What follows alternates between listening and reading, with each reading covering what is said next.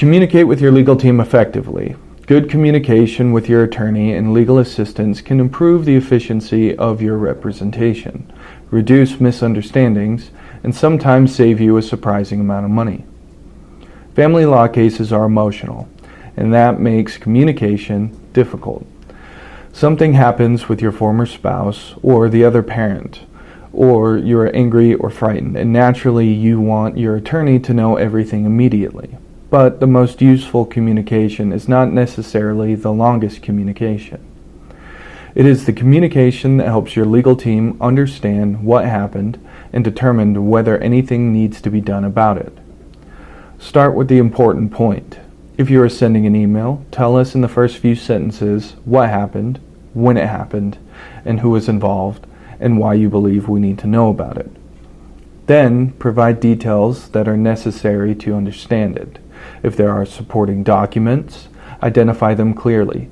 That is much more useful than a long chronological stream of consciousness that requires someone to read several pages before discovering the reason for the message.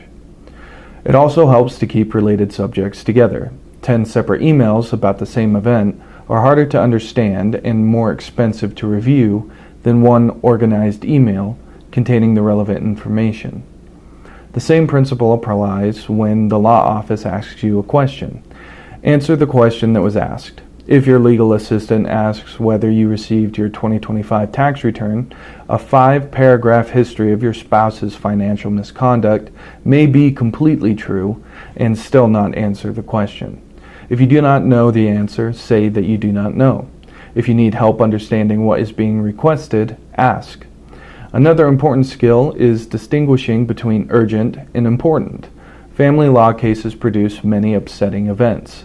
Not every upsetting event requires immediate legal action.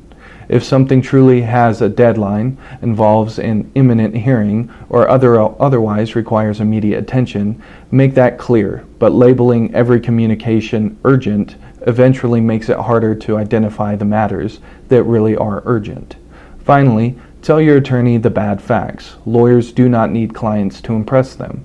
They need clients to inform them. If you made a mistake, sent an angry text, missed an appointment, failed to make a payment, or did something that the opposing party is likely to raise, your attorney needs to know. Finding out from you allows the attorney to evaluate it and prepare for it. Finding out for the first time in a court filing, deposition, or hearing is far worse. Good communication does not mean calling your lawyer every time something happens, nor does it mean keeping quiet because you are worried about legal fees. It means communicating deliberately, identify what matters, provide the information clearly, answer questions directly, and give your legal team the information it needs to do its job. The goal is not more communication. The goal is better communication.